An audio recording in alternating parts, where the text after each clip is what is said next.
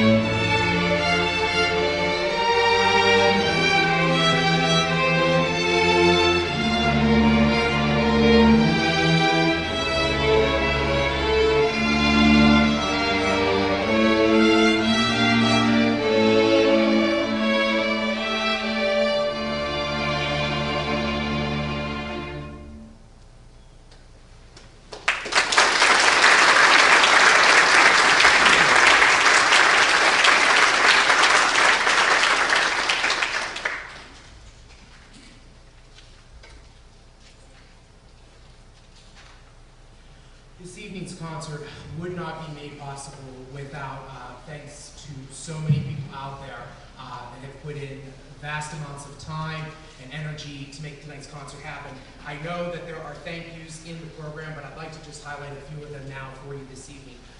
First and foremost, to my own chancel choir, to Mary Helen Barr and Our Redeemer Lutheran Choir, and to the musicians of the Pittsburgh Youth Philharmonic Orchestra, who have worked tirelessly on this music, who have come in for extra rehearsals, who have come in on extra weeknights, weekends, putting their own rehearsal at home. To all the musicians on this stage, thank you from the bottom of my heart for working as hard as you have on this music. Thank you.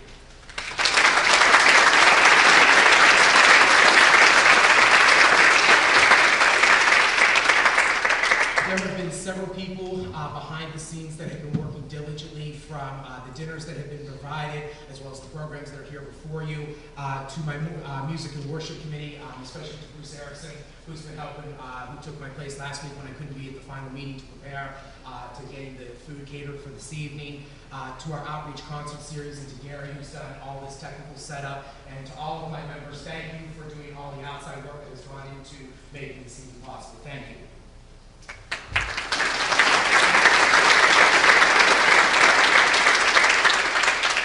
Finally, to Steve Hubbard, who's videoing this evening. This will be on at some point on BPTV for your enjoyment. To our secretary, Kathy Young, who's done the bulletin, and to the custodial staff who's made sure everything's been taken care of before and after rehearsals. Thank you to all of those people. The last piece that you were going to hear from the string section this evening is the Badinere by J.S. Bach. This work is actually the seventh and final movement of his orchestral suite number 2 in B minor. What's interesting to note about this piece is that this second orchestral suite that was written was one of 4 suites. Bach is also notorious for his Brandenburg concertos. His Brandenburg concertos were actually written to be a set of complete works from front to back, if you take all the concertos. These orchestral suites are not. They are actually, even though they are 4 different orchestral suites, they're actually to be individual pieces. Badinere is actually a French term, even though Bach was a German composer, and Badinere translated literally means jesting, and you're going to hear that as we play this piece. This piece has actually become very famous over the years in the flute repertoire, because it's a much faster piece, it's very virtuosic, and it's always been considered a great work for flutes to feature that speed and virtuosity. So we hope you enjoy the string arrangement of Badinere.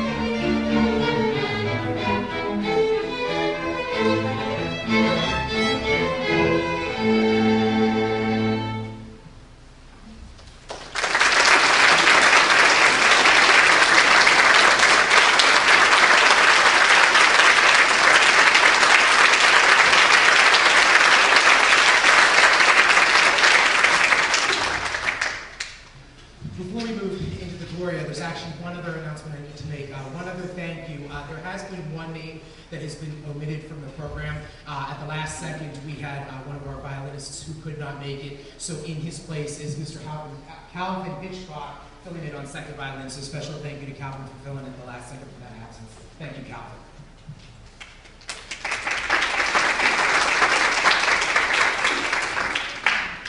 And now on to our main course for this evening, Vivaldi's Gloria in D major. Vivaldi was a Venetian composer as well as a violinist. Gloria is his most prominent religious works. This, along with the Four Seasons, are probably his two pieces that he is most notorious for writing. What's interesting about his works is that he never, when he wrote his music, he never ever sent it off to the printers to be published or copied. And so what happened was he gained wide popularity while he was alive, but because music was never printed, it was never copied. When he passed away, it very quickly was lost, especially back in the day, back in the 1600s, 1700s, record keeping was not what it was today. So a lot of his music has been lost. The Gloria that we are doing this evening is actually RV 589. There's actually three versions of this, RV 588, 589, and 590. 590 is known to only be in existence in theory. Supposedly it was lost right after he passed away, and nobody has been able to find any record of it. 588 and 589 are very similar, especially at the beginning and the end. There were some changes that were made from 588 to 589 in terms of soloists, but they are very similar.